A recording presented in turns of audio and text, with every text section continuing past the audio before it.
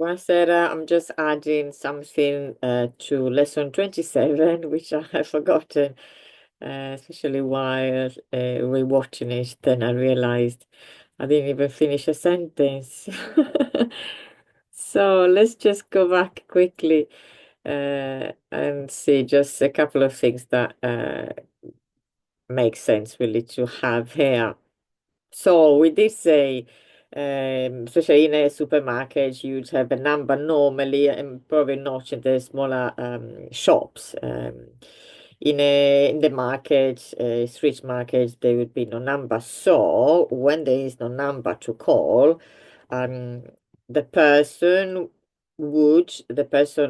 behind the counter behind in the shop behind the stall would probably ask you a chi tocca, or they would ask, not ask you in particular. If there is a group of people, because you probably know the Italians are not fantastic at queuing. They're not fantastic at queuing clearly. There, we put it like that. It's not very clear. It's a very interesting style of queuing, which deserves a completely separate video that will make one about queuing in Italy. Um, so as there is no queue, there are just a group of people there. So the person in the shop, the shopkeeper, the markets will probably ask Akitoka, this one, Akitoka.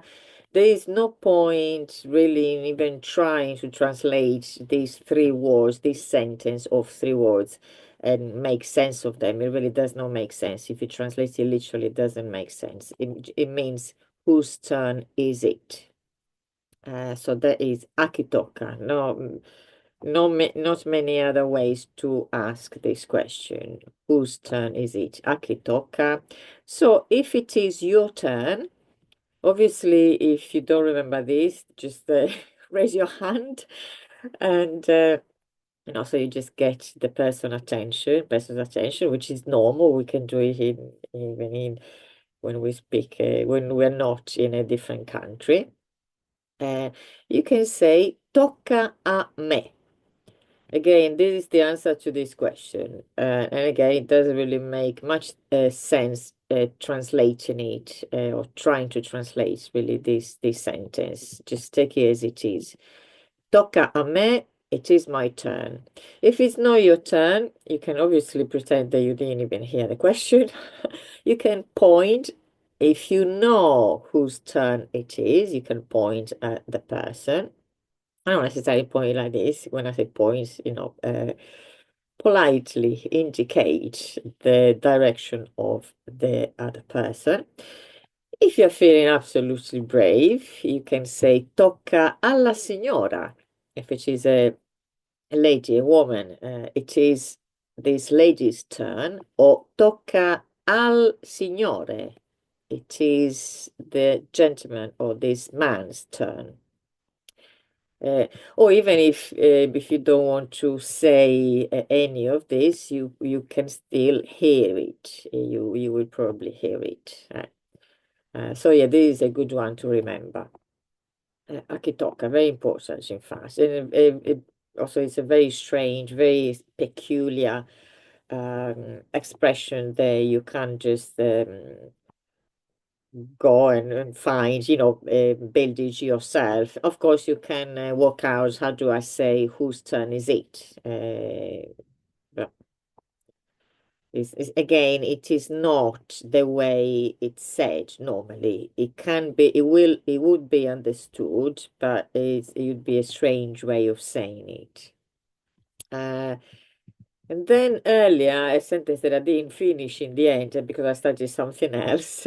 I was talking about salumi and another way of calling salumi. Salumi, as we said, is the word that indicates like all the cold meats. And when I say this, because normally they are sliced, and that's where we get to this affettato. You can also call it affettato. For example, compriamo l'affettato o compriamo un po' di affettato. Affettato literally means sliced. Let's get some sliced. Because again, in a counter, obviously you can buy the pre-packed things already, items. But if you want it fresh, you go to the counter, and you have the big pieces of meat which will be sliced in front of you depending on the quantity that you ask for.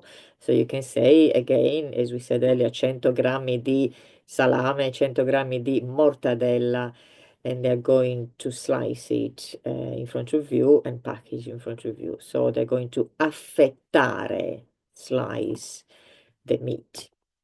And that is why it's called also l'affettato. So yeah, that was it. Just a couple of things that uh, I realized were missing from the previous video. Apologies about the light. It's not really fantastic. We do need the summer light coming from the window outside. So much better instead of this artificial light. I don't know, they do strange things to the people. Yes, no, I don't know. Right, so I will see you this. I'm going to include it or add it the video to the video that I have just done, and so we'll close for now. At least we're going to close this topic of shopping, and obviously that we can do more shopping in more details, especially if you feel free, as I said, to give me ideas. And then there is shopping for clothes as well, which is it's very different, buying clothes in Italy, apart from the big department stores, but otherwise the smaller stores is a different experience when you buy in Italy than in other countries. And I'm joking.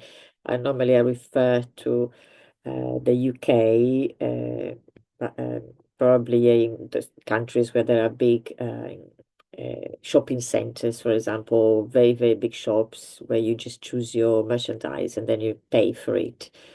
But as I said, we'll talk about that separately.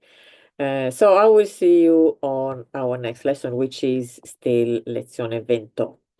And this one is still part of lezione 27. Arrivederci. Ciao, bye.